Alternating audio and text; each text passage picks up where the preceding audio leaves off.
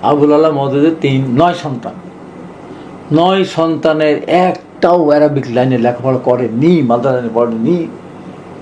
উনি বলেছেন আমি দল করেছি ঠিক আছে, কিন্তু তোমরা এই জামাত ইসলাম করো না। তার কোনো ছেলে জামাত ইসলাম করে না।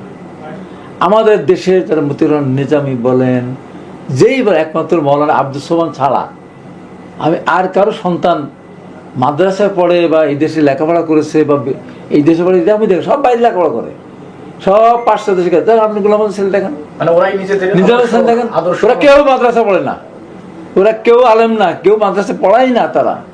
তাদের ছেলে জামাতও করে না ঠিক মতো, শিবিরও তারা করে না। অথচ এই দেশের ধর্মপ্রাণ সাধারণ মানুষ তারা মাদ্রাসা পড়ে, তাদের বিভ্রান্ত করে তারা এই চরমানে কি বলেছে, কমিউনিস্টরা ক্ষমতা দখল করলে ইসলাম প্রতিষ্ঠিত হবে 100 বছর পরে হলো, জামাতের হাতে গেলে সেখানে ইসলাম কোনোদিনও প্রতিষ্ঠিত হবে না। আজকে তারা মিলে গেছে তাদের সাথে। এই যে আমাদের আমির হামজা, আমি না, আমার বাপ দাদা 14 গোষ্ঠী আওয়ামী লীগ করে। আমাদের জননী শেখ হাসিনা উনি দেশে শান্তি প্রতিষ্ঠা করতে চাচ্ছেন। আওয়ামী লীগ যদি কেউ না করে শেখ হাসিনার সময় সে কোনদিন বেসতে যাবে না, সে কেই জয়ী হোক না, বলতে না।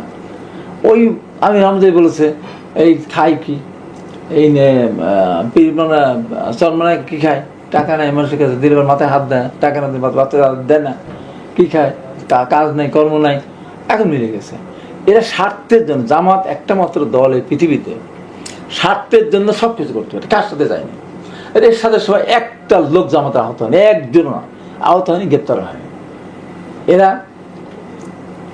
আওয়ামী লীগের সাথে নির্বাচনে গেছে, এরা 91 গিয়ে আবার আওয়ামী লীগের সাথে জোট করেছে।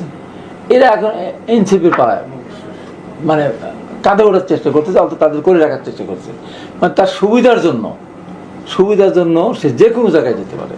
এদের কাছে ইসলাম ধর্ম বলে কোনো কিছু নাই, এদের হলো ক্ষমতা ক্ষমতা ক্ষমতা। তো এই অবস্থা যতদিন যাবে, জামাতের চরিত্র এখন যেমন বলা শুরু করেছে সবাই, অনুমান হচ্ছে তো, তার নিজেরা স্বীকার করেছে তো, পাপ করলে 100 বেড়ে আসে তো।